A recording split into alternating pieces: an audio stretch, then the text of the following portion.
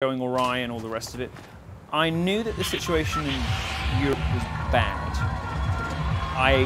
My jaw hit the floor, and I'd spent my life doing this stuff. I had no idea that it was quite as bad as it is. When I heard that somebody had been not just arrested by an overzealous cop, but convicted, you know, at public expense of making fun of Nazis, because a British court had decided that it is up to them to decide the context of a particular joke or remark, or even just word or stunt, and punish accordingly because some hypothetical person somewhere might be offended. Now, you may say that this Count Dankula guy who taught his pug to do Nazi salutes and to jump up when he said disobliging and horrible things about Jews is a fairly unsympathetic character. I don't think it matters, because one thing that I've learned in America is unarguable. Stand by when they come for somebody else you don't like. It won't be very long before they come for somebody that you do. And I can't wrap my head around how Britain, the modern birthplace, the modern birthplace of democracy and freedom and tolerance and liberal ideas, has started arresting people for making fun of them. It's very, very important that we all come together to express our horror at the illiberal turn that society has taken, irrespective of whether we like that guy, irrespective of whether you like, Gavin McInnes and his jokes about feminists, whether you like Tom Robinson, if you believe that he's really reformed, as a lot of people like to pretend that they have questions about that, whether you like me and how mean I am about things, it doesn't matter. We are on the front lines, those of us who are on Sunday in Whitehall for this war. We're the ones who get censored first, kicked off social media, called names by the press, and we're going to just explain to you briefly on Sunday and the time that we have on stage what the consequences might be if ordinary Brits don't stand up and say enough is enough. So do you think that free speech is under threat in the UK in a greater way than it is in the States? It's different. What George Orwell didn't foresee about America was that it was the government that would be infringing on people's rights to self-expression. That's happening here. You are forced to speak in a way that the government approves of in this country. I mean, that's really the reality. In the Count Dankula conviction, what we're saying is, if you live in the United Kingdom and you do not express yourself in a way that the government approves of, they can, at the barrel of a gun, law enforcement, if you refuse to go along with them and they want to arrest you, they'll start pointing guns at you. What we're really saying is, at a barrel of a gun, the government can tell you what words you're allowed to use and what jokes you're allowed to use. Now, that's the thing that Orwell didn't foresee was the situation in America, which I think is worse, which is private citizens policing one another through the institutions and organizations and corporations that they have formed in the private sector. So in America, you've got universities, you've got the media, and you've got, most importantly, Silicon Valley and social media, policing the language of other citizens. Always, by the way, in one direction. It's always left policing right, and I don't think there's any serious discussion about that. It doesn't matter whether you are conservative or not. It doesn't matter whether you agree with position X on immigration or position Y on taxes. The political trajectory of censorship is quite obvious and quite clear. So, if I may, so what made you shift your career over to the States rather than the UK? Well, what happens in America matters everywhere. If you fix the day, it's pretty much everywhere. I also happen to think that Europe might be a bit of a lost cause. If you look at what Yiannopoulos has welcomed into Germany over the last decade, if you look at the things like Dankula, I was worried. I posted something on Instagram and it was sort of semi-flippant, but not really, about whether I'd be allowed in my own country. Because so many libertarian and conservative journalists and free speech activists have been turned away at the border. Now, I hold a British passport, thank goodness, but were it not for that, I wouldn't be allowed in this country. And I'm thinking to myself over the statements that I've made. I'm a gay man and I'm deeply skeptical about Islam as a belief system. I don't like it much. I think, the more devout Muslim you are, probably the less you fit into, modern Western liberal democratic societies. If you're somebody who, reads their namaz and really believes this stuff, I don't think it's really affects you in the UK or the US, or there shouldn't be. That's quite a strong position. I understand that's a bit of a strong position in the UK, particularly because we have such a large Muslim population. well integrated. But that's my position. I should be allowed to express it. Lauren Southern, a Canadian activist, was turned away from the UK for leaflets that said Allah is gay. It's barely sensible, let alone offensive, and the idea of it is just to sort of poke fun at the oversensitivity of some bits of the Muslim community, and more importantly, the hypersensitivity of white liberals to, you know, their favorite minority groups getting offended. Meanwhile, of course, turning a blind eye to, you know, vast Pakistani rape gangs over decades. You know, but please don't tell any jokes, you know, about, you know, don't tell any jokes about the religion. That is deranged. That is completely deranged. And for this country to got itself into that situation, I sort of wonder whether it's lost and too late. So my calculation was that I could do more good in America and make more of an impact in America. Americans, of course, like boisterous, bolshy, arrogant, you know, Brits who are full of themselves. They have their place over here as well. Well, sure, but Europeans have quite a proud history of wandering over to America and reminding them how they should be doing things, whether it's Alexis de Tocqueville or Hitchens or me. Americans are quite accommodating of refugees, if you like, free speech refugees from Europe. Most of what I say would probably, I mean, most of what I say in my college talks, and a lot of what I say in my book. I mean, my book sold, you know, nearly 200,000 copies now, New York Times bestseller. Much of what I say in that book would get me turned away from the UK border if I weren't a citizen. That, again, is deranged. So you mentioned earlier that one of the sort of front lines that's happening in the States is on social media. So you're back. Yes, I was patient zero. And but recently you've started finding that some of your content is being censored on Facebook. For sure. Well, they've told us it is. They've told us it is. They've told us that they have appointed a committee of fact checkers, all of which are left-leaning media organizations, and whatever those fact checkers have decided is a worthwhile site is going to be boosted on Facebook, and whatever they've decided is you know they come up with a variety of weird definitions. Facebook has said, and then they came out a couple of days ago and said specifically they're going to start ranking news organizations according to trustworthiness, that sort of meaningless, nebulous term, like safety, meaningless, nebulous term. All these words deployed by social networks, basically to one end, which is the propagation of liberal, by which we mean progressive left-wing points of view, and the censorship and ultimately the banning outright of points of view that tend toward the libertarian or the conservative. I mean, Facebook did a deal with Germany, did a deal with Angela Merkel to effectively eradicate not just criticism of Islamic immigration to Germany, but even discussion of it. You know, reasonable, respectable, mainstream concerns that ordinary German citizens have about the dramatic way in which their cities are changing. You hear the stories about these Syrian immigrants spitting in the faces of female doctors and refusing to be treated by them in German hospitals. Not personally heard those stories. Well, I mean, you should read the German press; they're all there. Syrian migrants burning down asylum centres because they don't like the food. German taxpayers are paying for this, but when they express anxiety about it on Facebook, they have their reasons. That's what, you know. That's the reality, and this is something that, as I say, Orwell didn't foresee. He didn't foresee that it might not be the government, or might not be only the government, aggressively curtailing our right to express ourselves and to discuss things, but it would be our fellow citizens, and it's not an easy fix. There's not an easy way out of that, because for conservatives, it's like, well, they're private corporations, so you should let them do whatever they want. You know, the First Amendment, you know, doesn't cover whatever. But by the same token, you know, we've been perfectly happy to wander into other businesses, you know, anti-competitive practices when they're monopolies, when they are engaging in practices that materially harm society, whether it's banks or oil companies. I think it's time to do the same to social networks.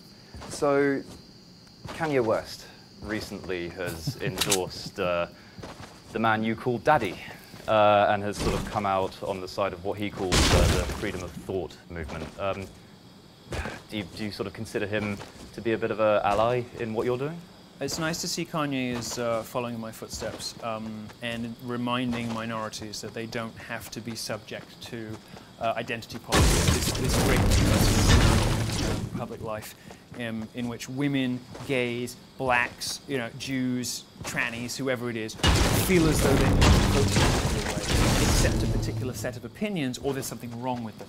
We've all heard that expression used about, for instance, gay conservatives, self-loathing, which is a particularly insidious and disgusting way it's doing two things really. It's saying, if you don't agree with me, there must be something wrong with you, and since you're gay, you must have some sort of disease. You're self-loathing. It's pathologizing people for daring to think differently.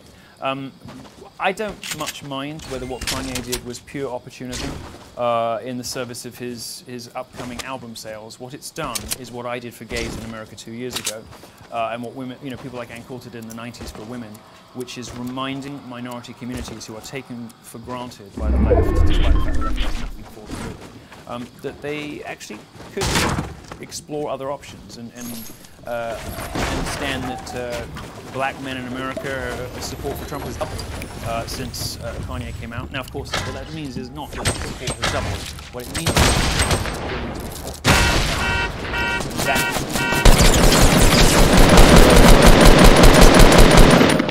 Toxicology. You were recently chased out of a bar in New York by a mob, shouting, is it Nazi scum, get out? I know. Why would they do that? Black husband. I must be the worst white supremacist in history. I'm terrible at it.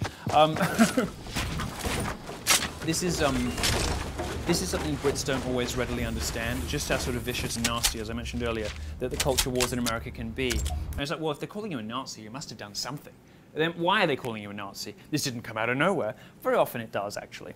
For someone like me, who is in Britain someone that you might have seen once on Newsnight, but in America is a bona fide celebrity, is a big star of the political media firmament in America. It's very difficult for me to go out anywhere without being recognized. I can't get through an airport in America these days. And because I'm perceived as being a right-wing, Trump-supporting, populist, nationalist conservative, of course it brings out the people who are very angry at the outcome of the last election. I think it's sad. I mean, I can take it because I have a security detail. I've got, I'm fine. Like, I'm good. I'm not a victim. I'm all right. But my worry is not for me. My worry is for the people who see me being. I mean, the video they didn't post, by the way, was them shoving me. These gigantic mountain people, these crazy-haired feminists, sort of whatever they are. They made a wall and started shoving me. Apparently, walls are good for something. And then they started the chanting and all the rest of it. My worry is not for me. My worry is for the 500 conservatives who saw that video and thought to themselves, I'm never expressing a political view in public ever again. And indeed, Cato Institute last year, 76% of people who described themselves as moderately right of center said they were afraid to express their political opinions in public. Meanwhile, only 30% of people who described them, it was about 29, 30% of people who describe themselves as very left-wing are worried about expressing their opinions. What that means is that culture, the media, politics, our body politic and our general sort of civil society isn't just slightly left of centre, but rather very left of centre and panders to the very far left. And there are no consequences for being a runaway, or even in the case of Antifa in the United States, a domestic terrorist, smashing towns up, as they did at UC Berkeley when I tried to give a talk about appropriation. The most harmless, silly, rarefied, academic, storm in a teacup. I was going to give a talk in a Native American headdress and say, actually, it's wonderful that we can all celebrate and enjoy racism we're talking about. And that was enough for them to smash the town up. This is how the left behaves. And it's a shame that I can't go out for brunch. This goes to show the left has really given up looking after minorities, getting between going down to brunch. It just goes to show that really who is being censored and whose speech is being policed and controlled. There's only one word for that. It's oppression. When you're terrified of expressing yourself in public. But like I said, the key thing to remember here is you don't have to just believe me. Look at what people say themselves about how ready they are and how open they are to expressing their points of view in public.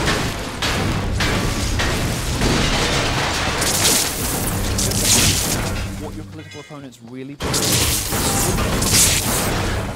moderates away from those positions if you actually understood them. My hunch is that people Nazi involved conservatives, to chase them out of having quiet, they're screaming hysterically at people they don't know on the basis because of books they haven't read and arguments that they don't understand. In my view, having been in America and researched this stuff and lived it, and I've probably been on more college campuses in the last 3 years than anybody else in the world, my experience is there's some PC on the right, you know, the religious rights that they don't like being talked about either. There's certainly a lot of threats and concerns, but it is dwarfed by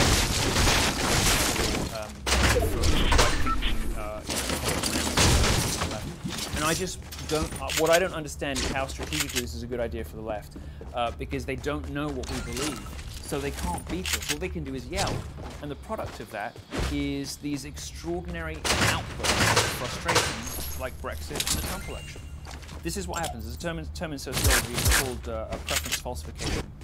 When the pressures of society in one direction, and consequences to admitting that you don't believe what everyone else seems to be saying they believe, you have to falsify preferences. You have to say, oh yeah, I'm a feminist, even when you're not, as so many female and male celebrities have to do, even though they know that feminism has become a sort of vindictive, man-hating, lesbianic cult that seems to be more obsessed with tweeting mean and untrue things about straight white males than equality for women. But you have to say you're a feminist or you might lose your job. What ultimately eventually happens when you force people to say things in public that they don't believe in private? Because you can force them through intimidation to say what you want in public. You can never change them to think by intimidation. You can through persuasion. What happens is it builds and it builds and it builds, and you get what's called a preference cascade. Suddenly, abruptly, why? Because they were never really interested in the first place. They just had to say they were. And this is what happened in the Trump election. It was this sort of outpouring of frustration, 30 years of censorship and oppression, and the frustration came out from that.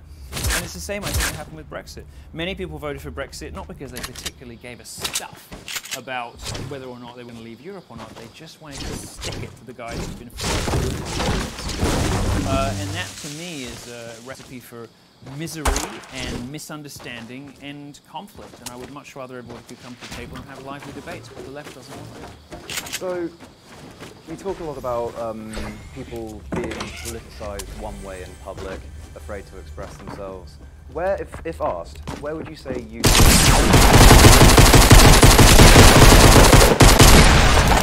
left. So frustrating. Isn't just because I demonstrate that nothing bad happens when you express yourself right up to the limits. And I don't want everyone to be like me, because I could be mean and a little bit, you know. I don't want everyone to be like me, but I think it's important some people are. Nothing bad happens, though, when you tell a bad joke about one of your protected. So not only do I demonstrate that, which I don't like, I'm also living refutation of identity politics. You know, I am a very smart, very expensively and well-educated, very well-read individual who happens to be gay, black man, and I absolutely hate the left. And I hate the left, you know, because I have arrived as a product of reason and thought and my own at a conclusion based on evidence and you know and whatever, that they're wrong about just about everything. Not 100%, but I don't know, 98. You know, I really just don't agree with them. I can't handle it. And the third thing I think that annoys them, the question is that I'm more iconoclastic. I mean, you know, you watch a debate on most TV shows, and you know, CNN and Sky, they're particularly bad at this. The conservatives, especially, are really very, you know, I can write the debate before it happens. I know what both sides are going to say. You know, people line up and sound on all the issues, and they have to be like, oh, you have to do this. Conservatives, I say the hell I like on whatever subject I like. I happen to believe that there's a strong case for reparations in the United States after those never got over the legacy of this appalling chapter in history in a way that the UK has. I don't think there's any real racism to speak of in this country. I went to school, I went to a very fancy, like a grammar school with a lot of rich kids, and there were some people there who were some of my classmates were black, but it's not the first thing I remember about them, you know? There's like Angelo, my friend, oh yeah, and he was black. Like, I don't think there's much hysterical, hyper-aware, like racial anxiety. Very little. In America, though, the left sort of seems to demand that we're constantly assessing people on the basis of their skin color and their sexual orientation and their gender and all the rest of it. And I don't like that very much, and I find it frustrating. But my point was that I think there's a good case for reparations for slavery. I'm probably the only person who is, called a conservative in America who would ever say anything remotely like that. In fact, they don't call me a conservative; they call me like a far-right monster. I'm an iconoclast, and that's why that's why I think I have the that I do. It's why people find me interesting. It's why what I'm going to say. We live in an era of iconoclasm in very short time. We're an endangered species. We have decided, no matter the social consequences, throw caution to the wind and just say what you actually really believe. And people will mischaracterize you. People will unfairly, paraphrase your views. People will use your loose, extemporaneous theorizing on late-night live streams against you, as happened to me last year. But the general trajectory of your career will be positive because people appreciate that even if they don't agree with you all the time, you say what you really believe, what you really think. As to where I sit on the political spectrum, I am very traditional when it comes to gender roles. I think that men and women are happier, and I guess to very, very crudely shorthand it, in that sort of 1950s idyll. I don't necessarily think that both parties are freer, but I think they're probably both happier in that situation. And freedom and happiness do not always, march in lockstep. And I care more about human happiness, let's say, than pure freedom for its own sake. I'm probably fiscally conservative. I have very, I guess, woke views on, on a lot of racial questions. I agree with Black Lives Matter on a lot of their diagnosis of the problem, although I think their solutions are, well, they don't have any. And the petulant throwing toys out of the pram, smashing towns up is the worst possible thing you could do if you wanted to help heal racial division. But some of the things they say about racial so I don't know. I don't spend a lot of time thinking about that. But like I say, I mean, I think the interesting thing about the question, and the reason perhaps I'm asking is that I'm one of those rare examples in the culture of an iconoclast. And you can, Christopher Hitchens, everyone. One of the markers of people like that, by the way, is that they very often change their views over time because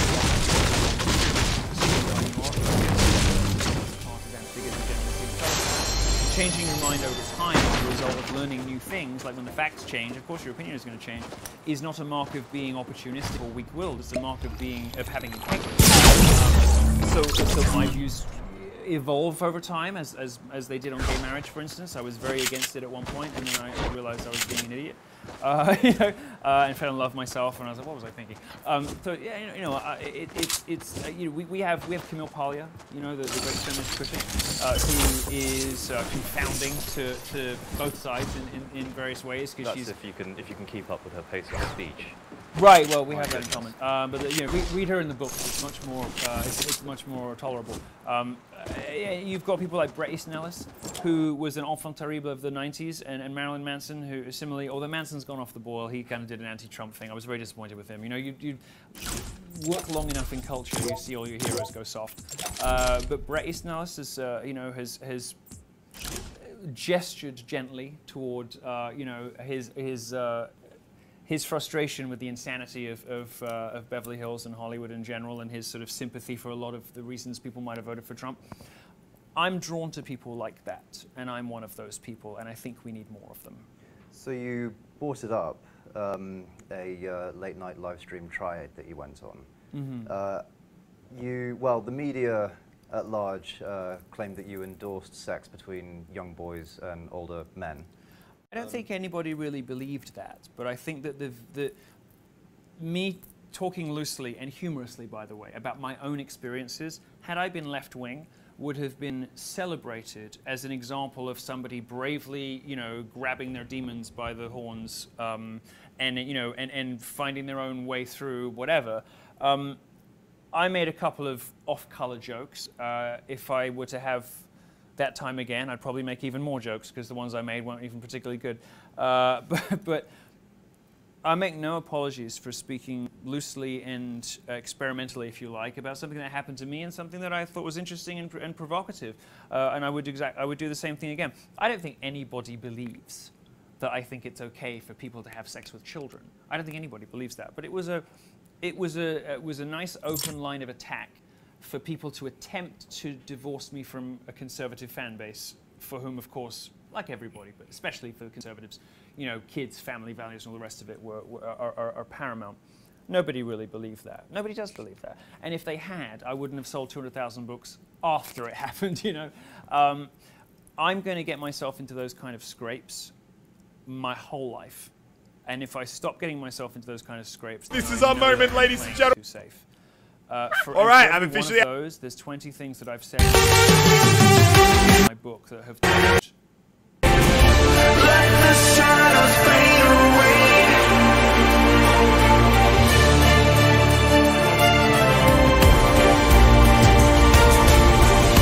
Let the shadows fade away.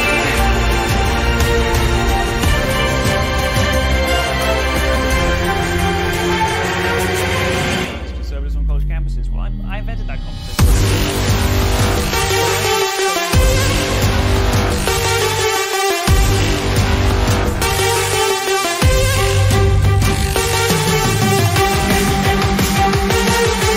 You have used quite a lot is provocative and provocation.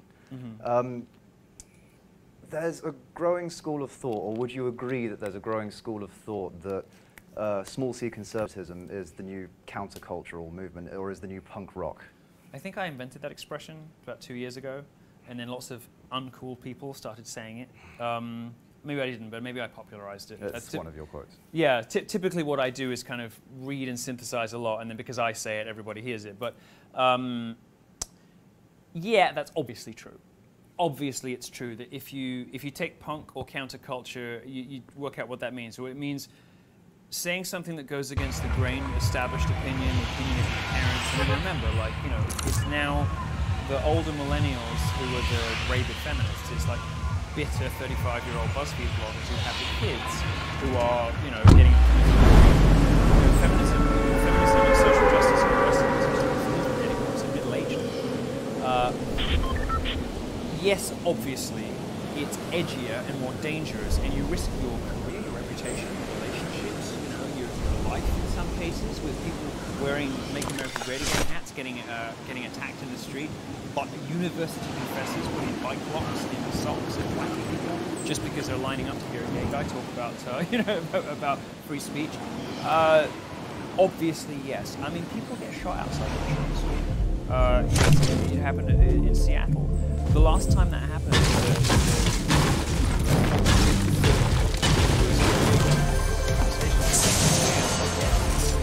that's in the 90s, or maybe rappers in the 90s and 2000s. So invested in such a serious and transformative and profound matter of politics and philosophy and the rest of it.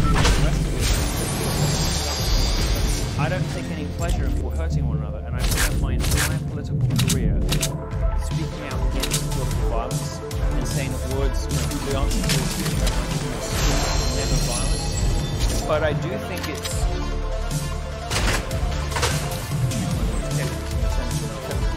I think I can go to bed satisfied. I have turbocharged to help to guide some of the important discussions happening, and that I've done so utterly against the grain of every pervasive power in politics. If I did that grain, I'd have been, you know, the smart, funny, popular, acceptable, liberal thing. Like I could do whatever. But I chose instead to go with my feelings, and that has cost me. And I would do it exactly the same way again. I've carved out a different way. You know, Marilyn Manson never mentioned right? Pretty much but they are deeply loved by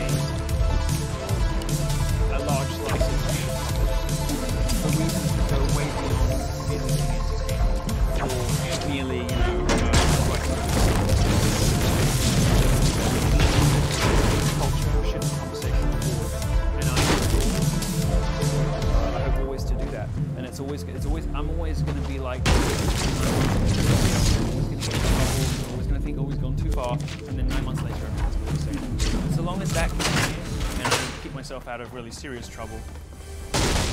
And hopefully fewer people get shot outside the show. Look, let me be clear, I don't want people to get shot outside my shows. I'm not saying that that's a success indication for me. But isn't it interesting that if you look at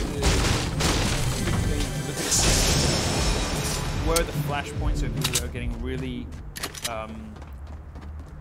let's say, excitable, boisterous, things are spilling over into violence. I take no pleasure whatsoever, and like I say, I've arguing against violence as a responsibility.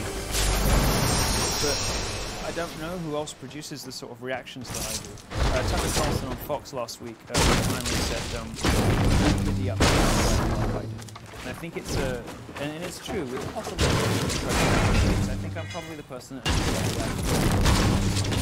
go through a variety of different strategies and reactions, like, oh, Mylo who, pretending they don't know,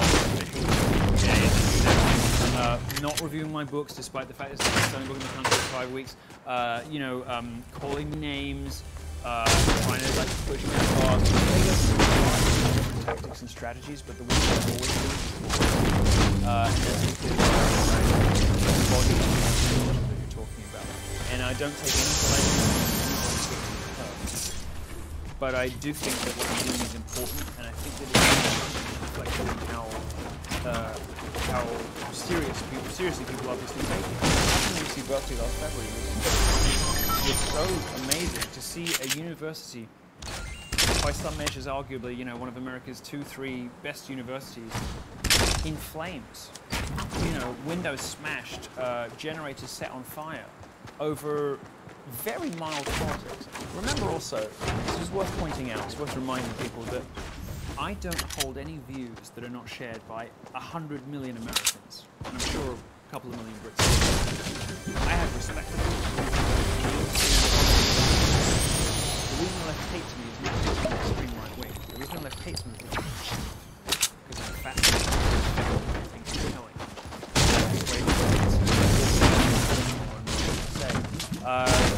Because of the drama that constantly follows me, every interview I give now is about me as a phenomenon instead of about subjects I really care about. That's why I want to do Sunday. So it's an opportunity for me, no offense, free of interviewers, to be able to say what the hell I want about the subject I care about, which is how did the modern crucible of liberal democracy. Everyone in the world speaks English. They wear our suits. They have our system of government. You know, all sorts of everywhere that the British Empire, everywhere that England, particularly, is a better place to live than places that didn't. You look at Canada, Australia, United States, all of Europe. What an amazing and incredible artistic, cultural, political legacy. And look at us now. We're ignoring decades-long systematic gang of vulnerable because the police don't want to appear racist. Meanwhile, we're convicting and fining people for making fun of Nazis on YouTube because it's easier to do, and because we have this misguided idea that words are somehow just as bad as actions.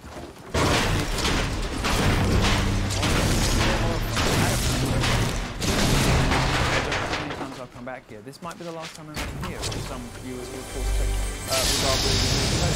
but every time I come back, I have a not insignificant worry when I get up to the border that somebody's going to cause trouble and ask me to go back to the West. You said in the United States that you're the left's second most hated figure. Well, I don't know. I think Daddy and I are connected. It depends who you ask. I mean, on college campuses, it's me. In the media, obviously, it's him.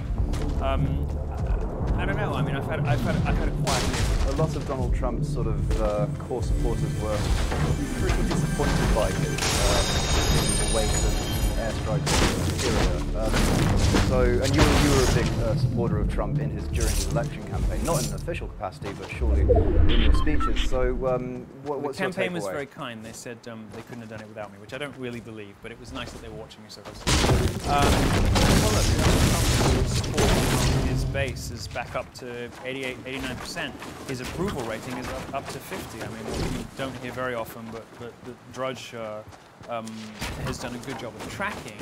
Trump's approval is much higher than Obama's was at like every stage of the presidency. You know, Trump.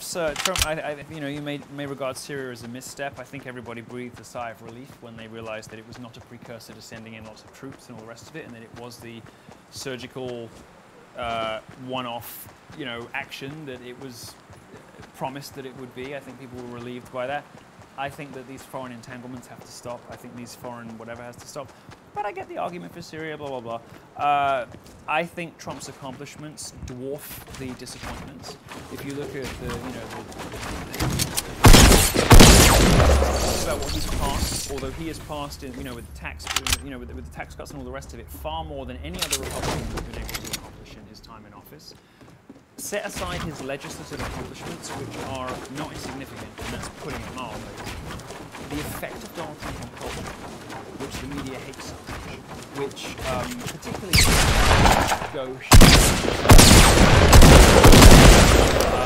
and I get it. Like, I get it. I'm from here too. I mean, I still remember what it's like to be, you know, to have a British perspective on things. Like, oh my God, Donald Trump. You know, I get where that comes from, and occasionally I feel it myself. But the effect of Donald Trump on culture, which everyone around the world seems to, you know, wring their hands at, I think is fantastic. If you look at the extent to which we can now feel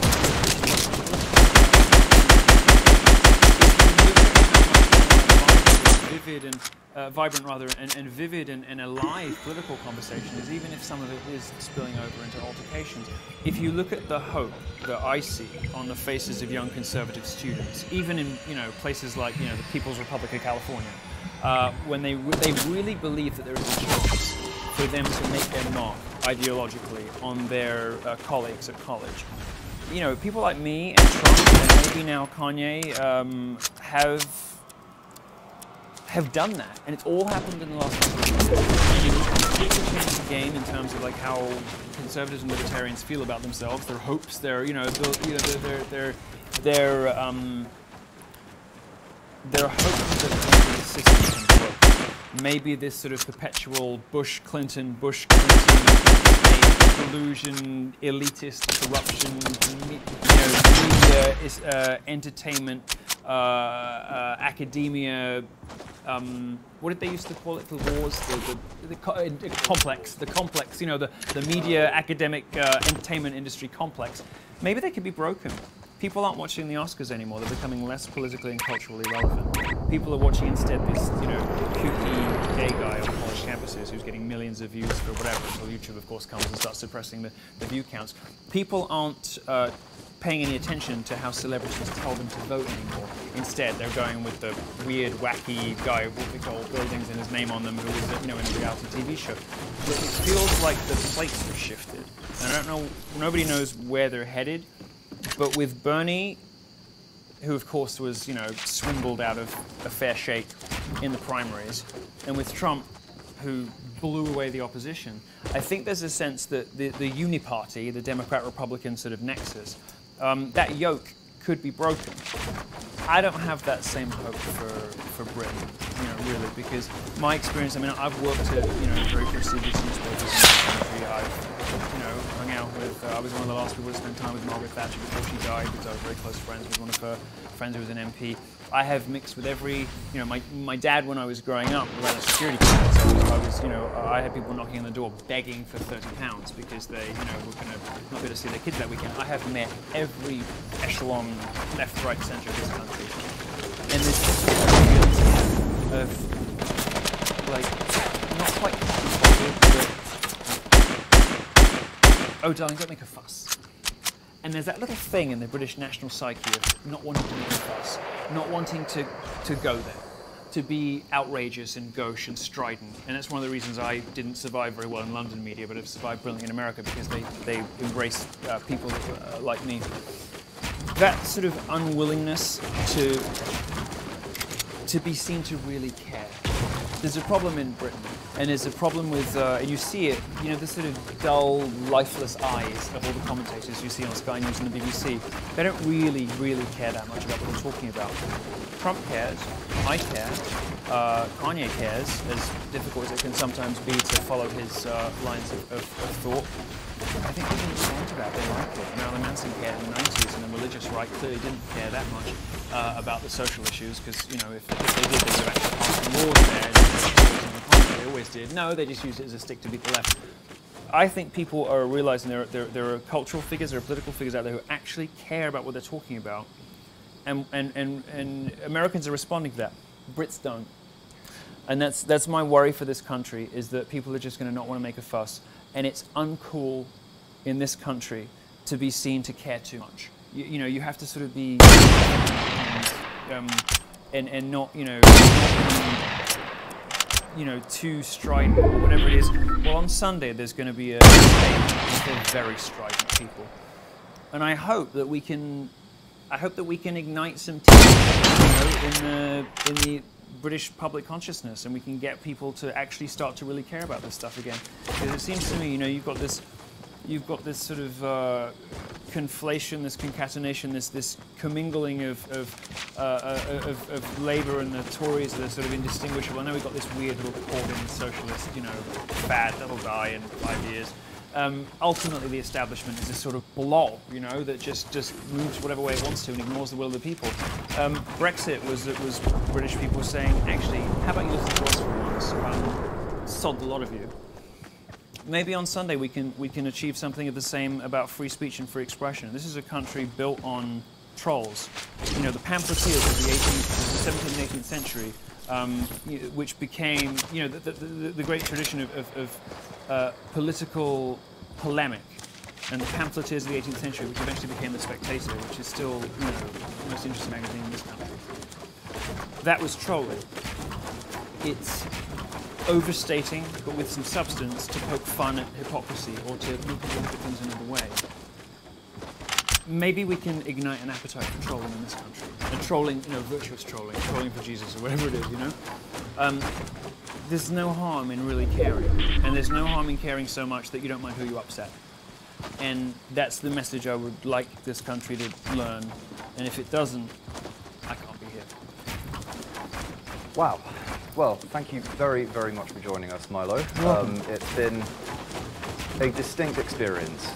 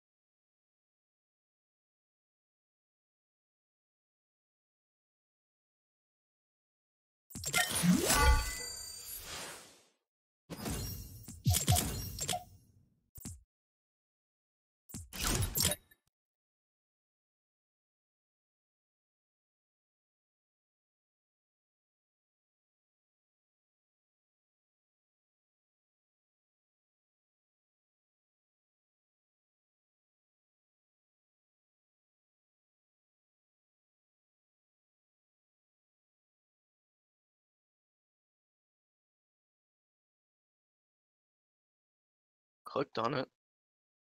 Hi guys, Here, let me reinvite. I had to. Hey, what's up, man? are you playing from NA or EU? NA.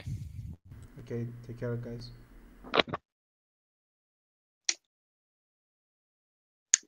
I invited you again, Hat.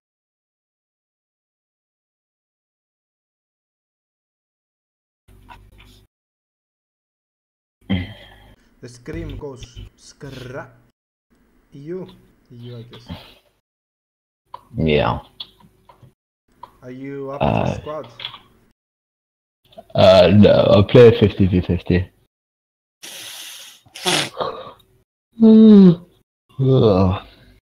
Oh my god, man. Ah.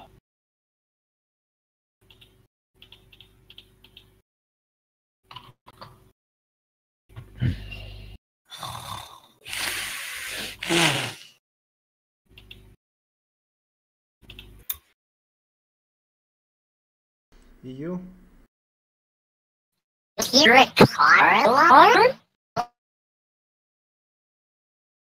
EU? Back together on top of each other. Nah, I use the rainbow smash usually. A6 star, this is NA here. Okay, take care guys. I love you.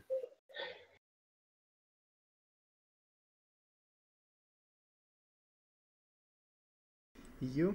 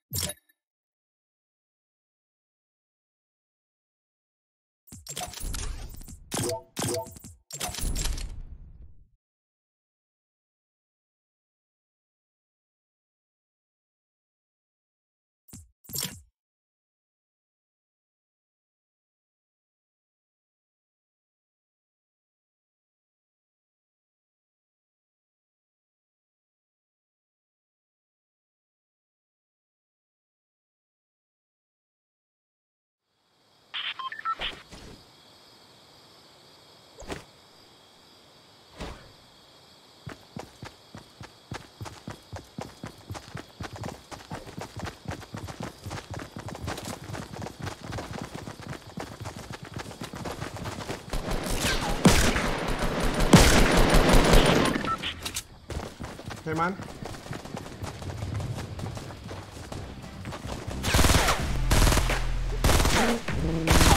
Hello? Hi.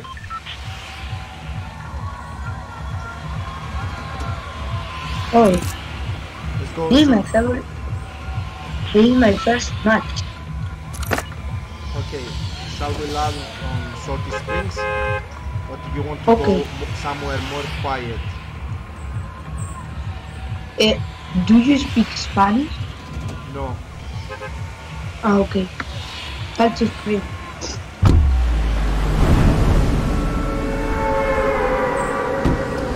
I'm very noob. We are all noobs.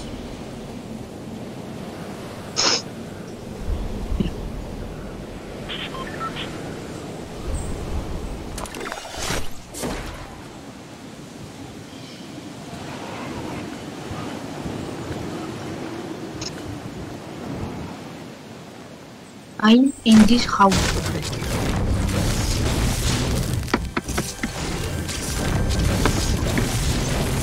Shut down.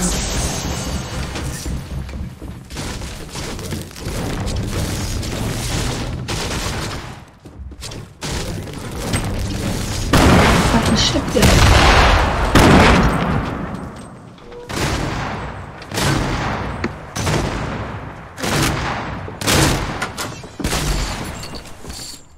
You die? No. Okay, okay.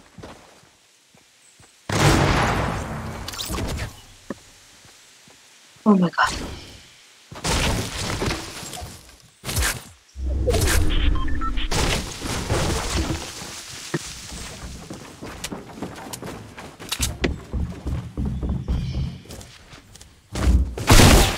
Oh, shit. What the fuck, bitch? Fuck you.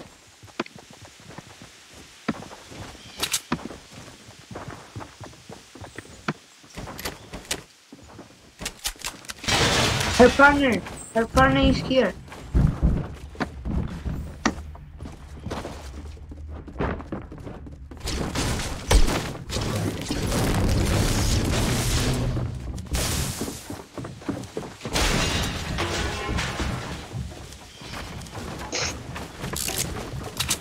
He's downstairs. Oh my god.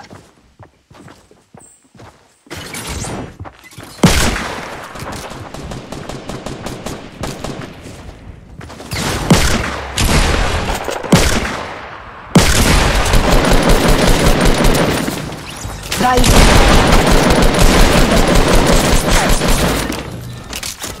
Really good, bro.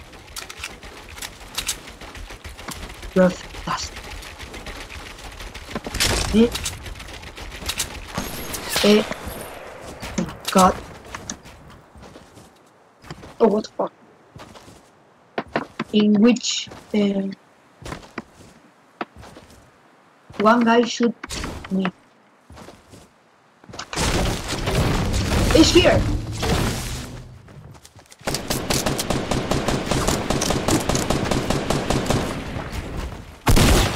What the fuck? No.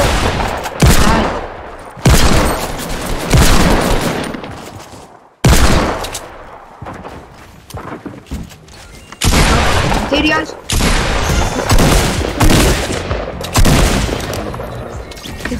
Sit down. Oh my god. You're nice. You're fucking nice, bro.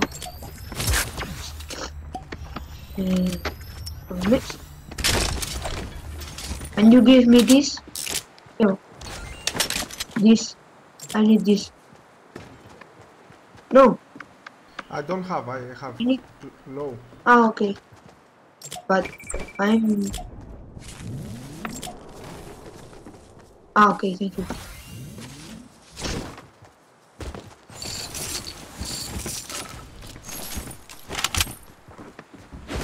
Oh my god. 3 kills.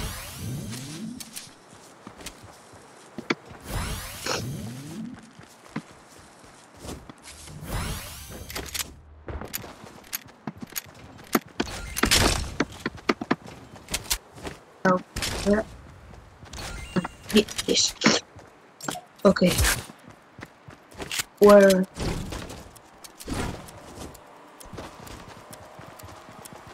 There it go.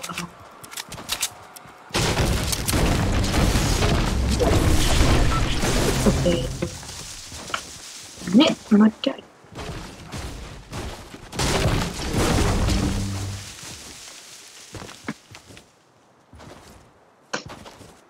Oh my god.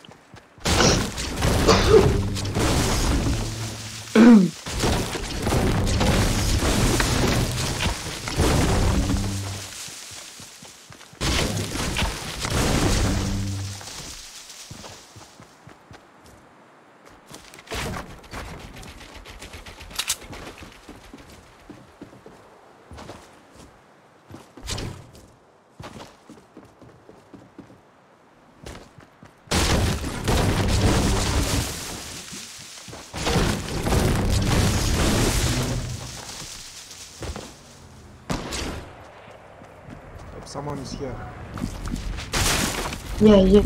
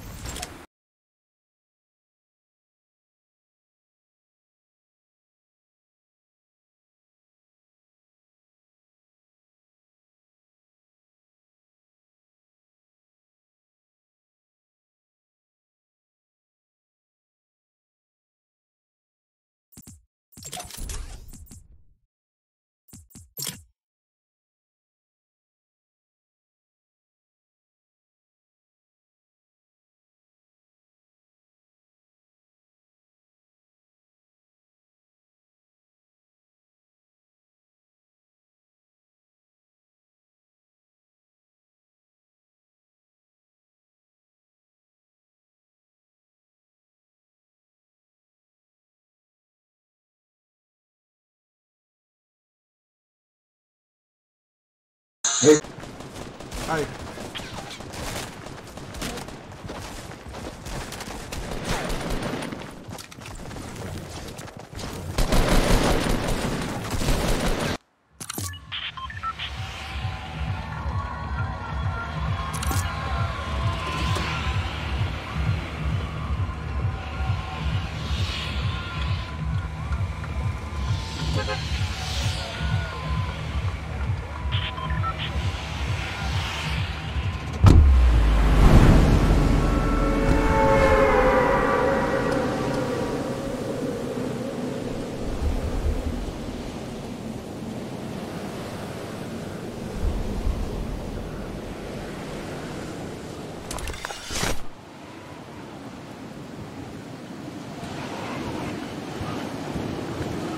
Cargo plot.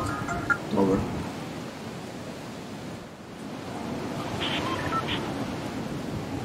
Or no.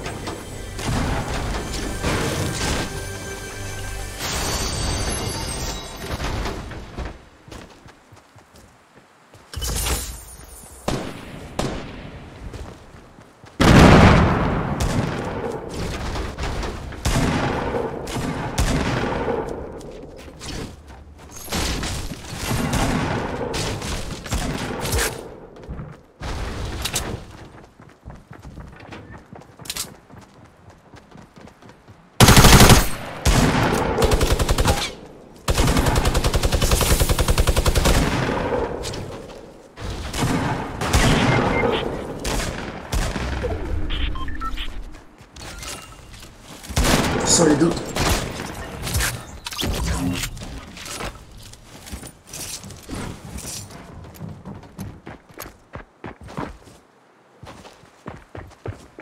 You have shields. Take them. That's all. Yeah. Good job, bro.